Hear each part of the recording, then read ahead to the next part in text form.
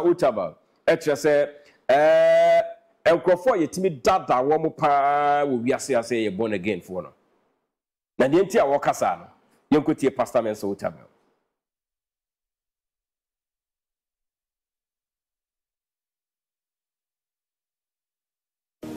The foolish man just makes a move and prays, oh, I believe it will be well.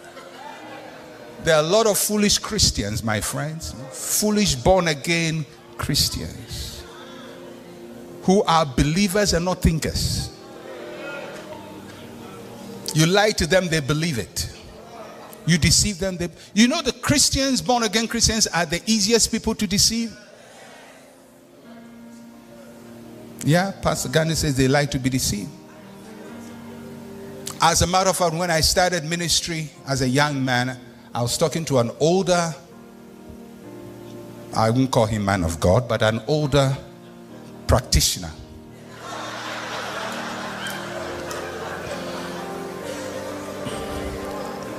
You know, the way, people who are ahead always want to advise young people. So this older guy, he had supposedly been in ministry for a long time.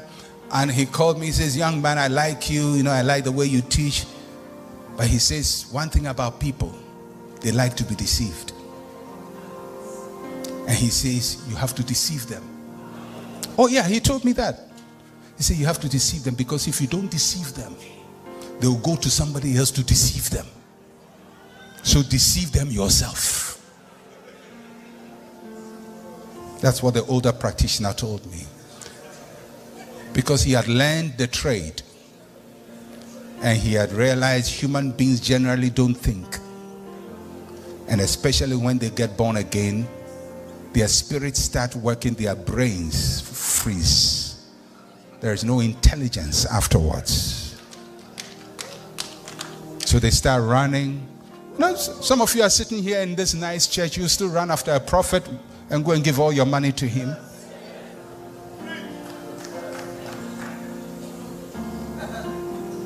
And the next day he comes, you do the same. And the next day you do the same.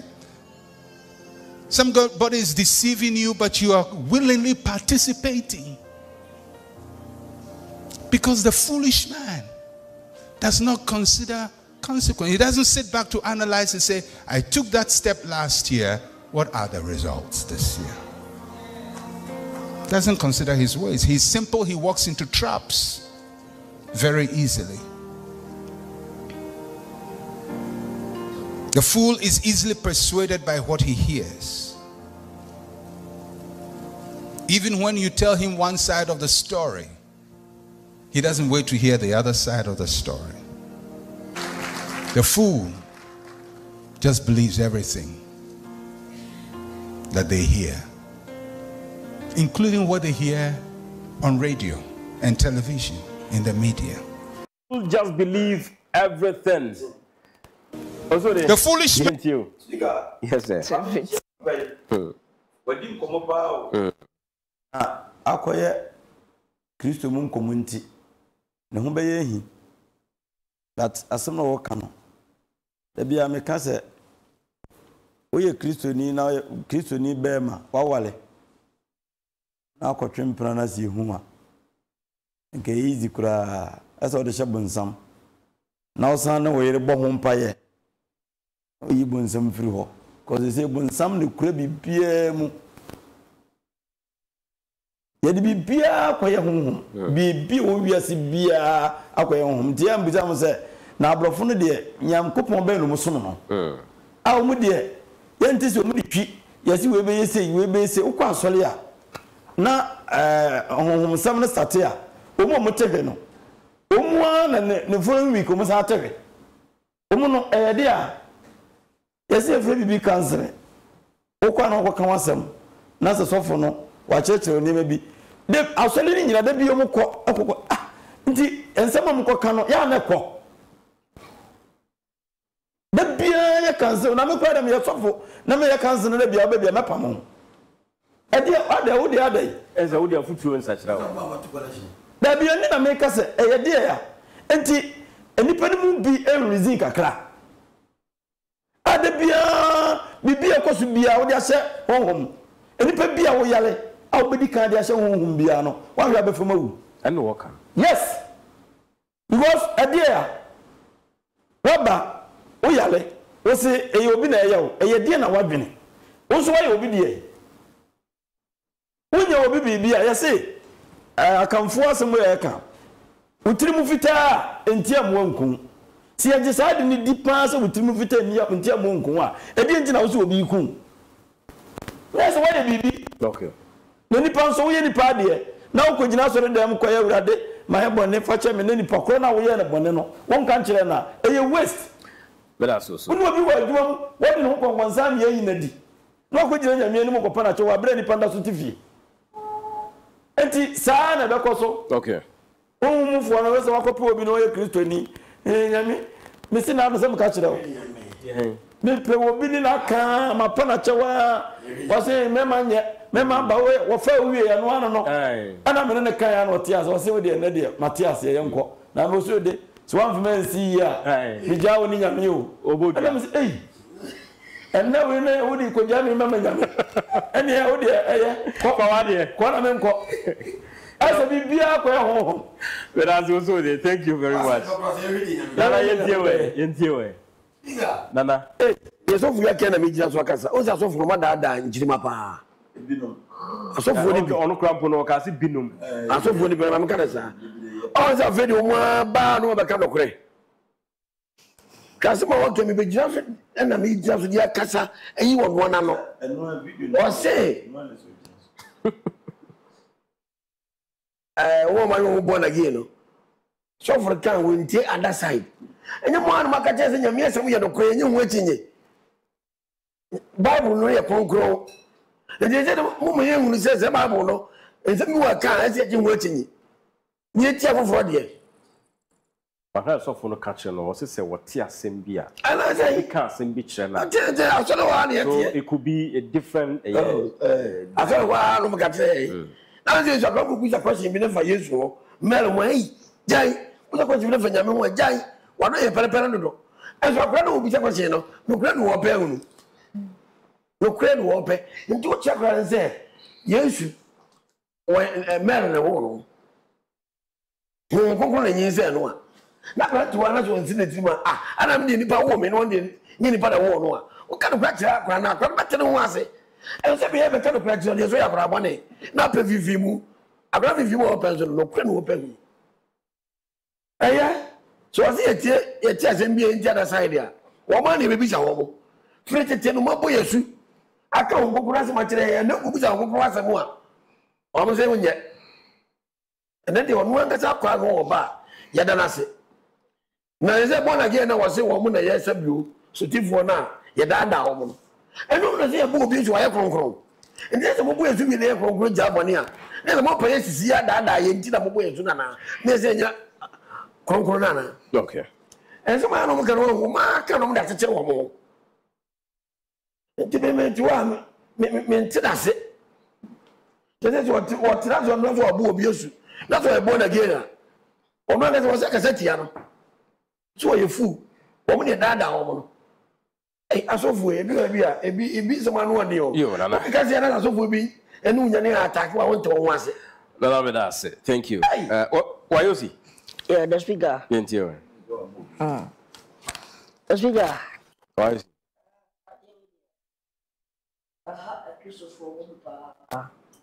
I said of course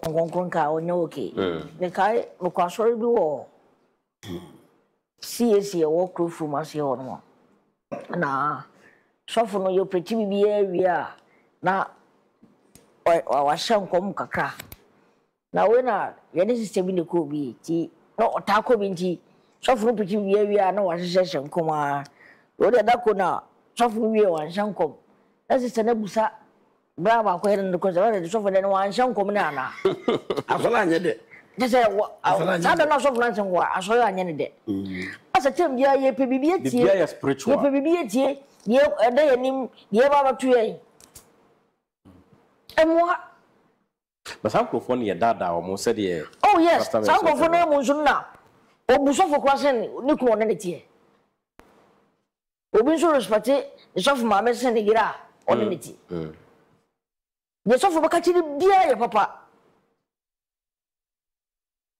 ene sofo shenko mfa na yire no se yire ne kamade ne ne dadan je se ne yire first of mama no aba ni yire wa be fe na kuyasewa afo no sofo papa no ko chire wona ba fe ni kunu amwa the speaker last me kwa so yo me konna me ka am yuzo na ka na senti taxi bi na de koy obi e benim se me kwa so no the church member wa ko o ka chire obi na de taxi no de nam oh yes sadia no nam so ka mi ja so no ana me so fo ne me kan ya ana mtra so up to date ni pa no ntimi nkasa mo ntimi ntiam okay taxi nyaka anyaka mi ana nya obi ari sude mi ameka o mi ameka na driver ko e no ebe issue is it what the taxi driver madam taxi driver na ayedai ana nya so obi ka so na magidi aba mi ameka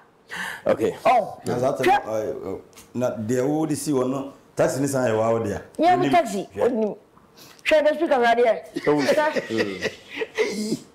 Sunday bro bon se chat a short time no sport bia ya titu be fit tu pro ko fese bon se e fo na ko azofo no aka ho ake so woni azofo na but I say yankun nyamin atamfo no anzo kun wi na anzo twen wo I say ndia wo ye ndia bitamfo Vivian Dr. Mensa Otabe trooper said they were starting teachings no preachings no we be nipa bebre ni na wa obetie na obetie ni ye no onko gina other side say asen say sorry na do so no ye twe ne members nti wa diverting teachings no de aka nyina ye dukure born again Christians they also often no wasachira womu ne dada ye pa because wo no afi ne wakofoforo nti dey fan say wakọ asori na sofo mahu se sei be say sa sam kro na waka cho na waje atum say wo ho no especially yen num say dey ye kona say yen ayen ware yen dey me kai say me kwa asori bi me kwa ye sofo ye na me be ka sem sha